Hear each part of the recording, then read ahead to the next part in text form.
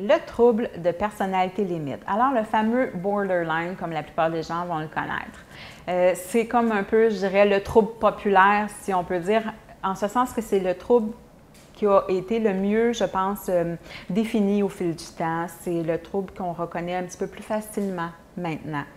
Ce qu'on s'aperçoit, c'est qu'on a tendance aussi souvent à dire « Ah, cette personnalité, elle est borderline ». Moi, je vraiment, ici, je vais prendre le temps de revenir un peu sur les notions du premier vidéo, en ce sens qu'il y a une grande nuance à faire entre des traits de personnalité, il y a un trouble de personnalité. Plusieurs personnes ont des traits de personnalité limites parce que ça va tous nous arriver d'avoir de la difficulté à gérer nos émotions, ça va tous nous arriver d'être un petit peu plus impulsif, ça va tous nous arriver d'être peut-être parfois colérique ou de se faire du tort à soi-même. Ça peut nous arriver des fois d'accuser les autres. Alors, ce qu'il faut comprendre, c'est que si on le fait ici et là parfois, c'est des traits et ça fait de nous un humain. C'est quand que tout notre mode de fonctionnement est basé là-dessus qu'on a un trouble. Donc, si on y va avec le trouble de personnalité limite, ce à quoi on va être confronté, ça va être beaucoup que la personne elle a un immense sentiment de vide à l'intérieur. La personne, on dirait qu'il n'y a rien qu'on peut faire ou dire pour la combler émotivement, ceci étant dit. La personne a tendance à entretenir des relations instables parce qu'elle est instable dans sa façon d'être, dans ses émotions, dans ses perceptions. Alors, c'est ce qu'elle a tendance à dégager et c'est ce qu'elle a tendance à provoquer chez les autres. Le sentiment de débalancement. Souvent, les gens, quand ils sont en relation avec quelqu'un qui a un trouble de personnalité limite, les gens vont avoir tendance à dire « peu importe ce que je dis, peu importe ce que je dis pas, peu importe ce que je fais, peu importe ce que je fais pas, c'est pas correct, ça convient pas. » Il y a toujours un reproche, une critique, il y a quelque chose qui ne fait pas l'affaire. C'est un petit peu là, je dirais, c'est un petit peu là où on commence à dire « oh, serait-ce un trouble de personnalité limite? » Et là, ça s'ensuit. Les gens vont dire qu'elle a tendance à être très impulsive, cette personne-là. Elle a tendance on est souvent en conflit avec elle. Cette personne-là va avoir des conflits un peu tout partout, là, que ce soit à l'école, en amour, au travail, avec sa famille, ses amis. Elle a cette tendance-là parce qu'elle a tendance, étant donné qu'elle a très peu d'estime d'elle-même, elle a tendance à vite se sentir qu'on la juge ou qu'on la dénigre. Alors, elle a tendance à attaquer quand ses besoins ne sont pas répondus. Et souvent, les gens vont dire qu'elle est égocentrique. C'est pas tout à fait ça. C'est que ses besoins prennent tellement de place à l'intérieur d'elle-même et qu'elle a tellement de difficultés à gérer ses émotions qu'elle a de la difficulté à répondre à ses propres besoins. Alors, elle attend que l'extérieur le fasse pour elle. C'est pas qu'elle est désintéressée des autres. C'est que si elle, ses besoins ne sont pas comblés, elle a de la difficulté à se détacher de ça.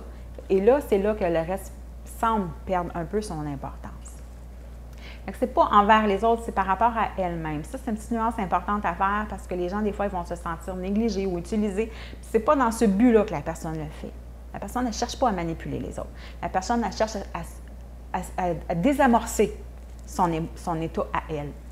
Ce sont des gens qui, le trouble va être caractérisé par des changements brefs d'humeur, rapides, intenses. Quand on a des mots comme « elle est intense »,« elle est tout ou rien »,« c'est blanc, c'est noir », c'est une personne qui est aux antipodes. Elle peut être de bonne humeur là, puis elle va être fâchée tantôt. Ça peut changer dans la même journée.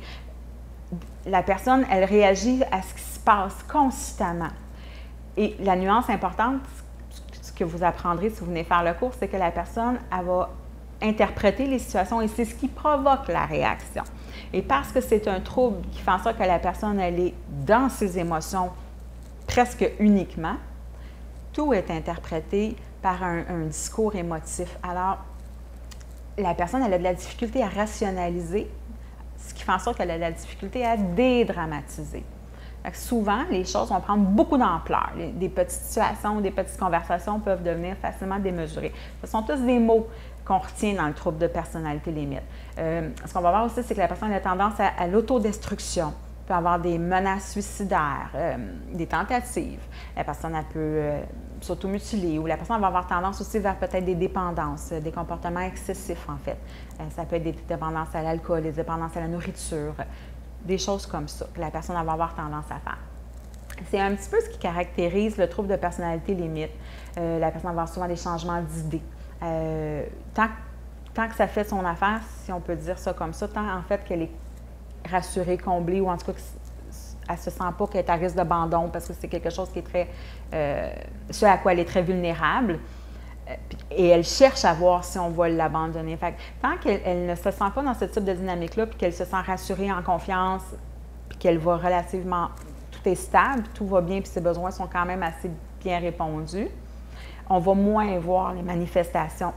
Alors, si ça, c'est... Puis là, la personne va bien aller, puis on a l'impression d'une relation quand même convenable. Et là, tout à coup, on n'est pas disponible parce que nous, on vit quelque chose qui fait en sorte qu'on ne répond plus et puis on n'est plus la personne, dans le fond, qui pourvoit à la rassurance. Puis là, on est plus distante ou plus détachée. La personne peut menacer de faire une coupure ou la personne peut faire une crise. C'est là qu'on va voir que est-ce que tu réalises que moi aussi, je vis des choses et la personne, oups, elle n'y arrive pas parce qu'elle est en souffrance. Ce sont des types de relations que la personne, dans ce trouble-là, on va souvent se sentir que les deux parties souffrent de la relation. Qu'est-ce qu'on peut faire avec quelqu'un qui a un trouble de personnalité limite? Eh bien, le mot-clé, c'est limite. Alors, ça va être d'en mettre, d'en définir ensemble, de dire, parce que, encore une fois, trouble de personnalité n'affecte pas l'intelligence. La personne est capable de comprendre ce que vous lui dites, mais il faut s'assurer qu'elle comprend. Alors, on va aller valider la compréhension. On va aller expliquer à la personne que quand elle menace de se suicider ou quand elle fait une crise de colère et elle nous attaque, on n'est plus en mesure de recevoir. Donc, on va se retirer. On énonce la conséquence qu'on va appliquer. Alors, il faut s'assurer de bien choisir la conséquence qu'on va appliquer parce que si on ne peut pas l'appliquer, celle qu'on énonce, ça va être un cercle sans fin. C'est important également de se souvenir que cette personne-là, elle a beaucoup de force. Elle est souvent très créative, très intuitive. Alors, on va faire appel à ses forces. On va aussi définir notre zone avec elle.